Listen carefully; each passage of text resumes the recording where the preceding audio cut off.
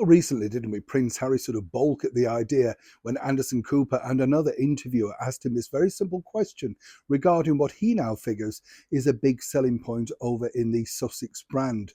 That's right, over in the United States, according to them, they feel like being titled the Duke and Duchess of Sussex still has some clout, some weight. When you look back in history, though, it didn't necessarily work, did it, for the Duke and Duchess of Windsor? If you look at those pictures and the sort of events that they attended, everything was in a real downward spiral. I mean, yes, people obviously had some respect for him because for a short tenure, the Duke of Windsor was in fact the king. But of course, Wallis Simpson never became queen. That was his big problem, wasn't it? And it looks like history is repeating itself. Or is it? According to a very good source, it looks like Harry and Meghan are very much split down the middle over this particular incident. And as ever, let me explain. Hi, good morning, Neil Sean here. Nice to see you. Hope you're all well. It's a bit of a foggy day over here today. It's like Sherlock Holmes, do you remember those films with Basil Rathbone? Love those, don't you? Night Terror, all of that. 221B Baker Street, you do. Yes, of course you know. We're all educated here. We can remember things like that. But if you ever saw those films, everything was clouded, wasn't it? In fog and mist and everything like that. I know, you're thinking, I wish you'd had a bit more, Miss Neil. You look a bit better. Little bit of a late night last night, still working, you know what it's like. Back as ever, though, to your breaking raw story of the day. This story, yeah, fascinating, really, because it's causing a split within the marriage of the Sussexes.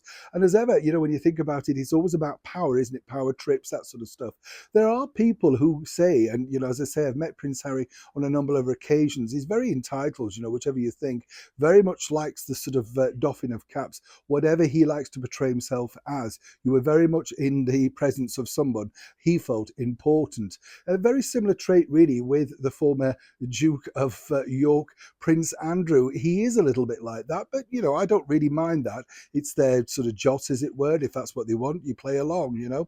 But now, as I say, according to a very good source out in Montecito, there's this battle still going on, as we all know, about the titles. Harry was recently asked about them in a big tell-all interview on television, and he said, well, what difference would that make if they take it away? Well, a big difference, really, because people look at that as a sort of, well, hang on a minute, you're trading on royal connections, not particularly good.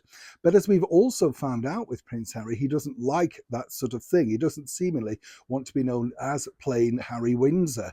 Now, according to that other source, Meghan Markle, as she famously said, titles really don't mean anything. What she's now been trying to push forward is the fact that they're actually not known as the Duke and Duchess of Sussex. Yes, she likes the title, no chance of giving it up. But what she also likes, and the other side of the coin, is the fact that the Meghan and Harry brand have got bigger. People know them simply as Meghan and Harry. You'll notice the billing there as well. Not Harry and Meghan, Meghan and Harry.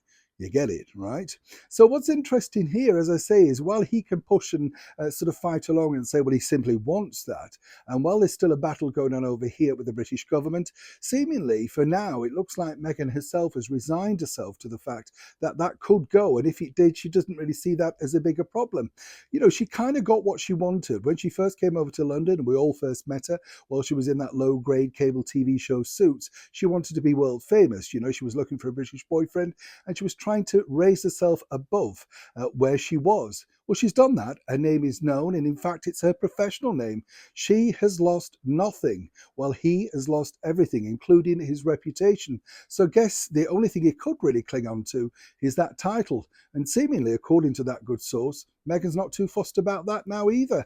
Remains to be seen if this still evolves and, of course, explodes further down the line. Interesting story brewing here. I'll keep you posted as and when it develops. Neil Sean in the very heart of London.